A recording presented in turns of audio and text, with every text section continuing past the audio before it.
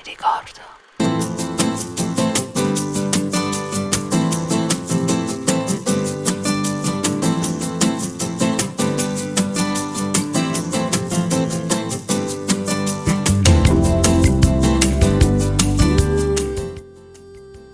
Easy. Hang on. Sort myself out.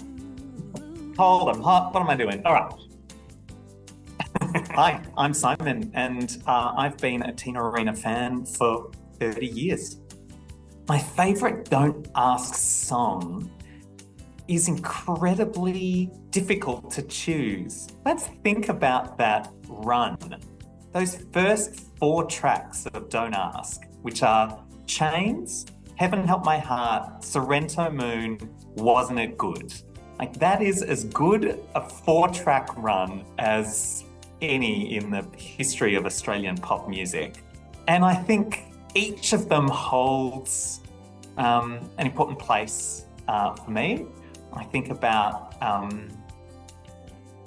the different times in my life that I've played those tracks, but I have to pick one.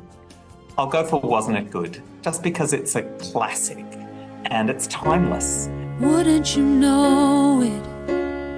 I've lost my courage. It is a song you can go back to time and time again, I think. It continues to have meaning and to be relevant, I think, to so many people. But each one of those songs, you know, when you're frustrated, you want to put on Chains. When you're searching for what you're looking for, Heaven Help My Heart is the song. When you're feeling nostalgic and looking back, Sorrento Moon, I Remember. So I think each of those songs tells its own story. And in so many ways, I think Tina Arena has been the soundtrack to my life. And each of those songs and so many more help tell that story.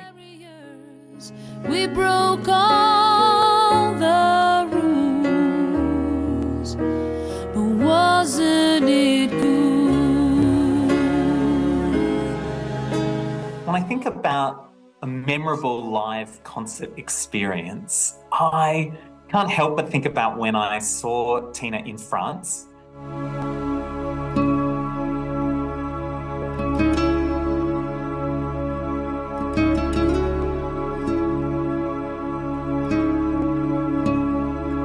I took a flight and another flight and a bus or something and ended up in the middle of nowhere, somewhere in France, in a place called Bergerac.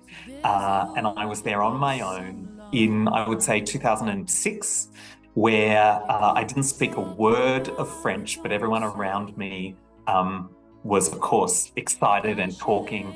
It was, for me, one of the most exciting time seeing Tina live, and I don't know how many times I've seen her, countless, but I think about that French tour a lot because she played, of course, the entire French album, and songs, you know, songs like Aller plus haut, which she's never performed in Australia, and so to hear these kind of hits and Baghdad and these incredible songs with this wall, this sea of French people singing along, it for me was incredible because even though we didn't speak the same language, we shared this incredible bond. Everyone in that room, of course, through this shared love of music. When I think about what Don't Ask 30, the 30th anniversary of this record means, I mean, it's a beautiful moment for nostalgia, of course. Like so many people, Don't Ask was when I first became a Tina fan. And so it's marked my life, that record, for 30 years since. But it makes me think back to when I was a teenager and when I first heard the record. And it makes me think about, you know, everything that was happening at that time for me. It's like my own personal Sorrento Moon. You know, it's that moment of nostalgia to look back on being a teenager with joy and with love and with a smile. So for me, you know, there's not a moment in my life that there isn't a song on that album that can tell the story that is right for me in that moment. I'm a Tina fan because I believe in authenticity. And when I listen to Tina's records, they bleed authenticity and they tell stories and they have this incredible way of conveying emotion. To me, no one can tell a story, no one can emote, no one has the raw emotion that can connect with an audience in the way that Tina can. You know, that's her greatest strength and her greatest weakness, is that she lays everything on the table, and she would agree with that, I'm sure. When I think about Tina's music, it crosses generations, it crosses language barriers, and it's going to live on forever.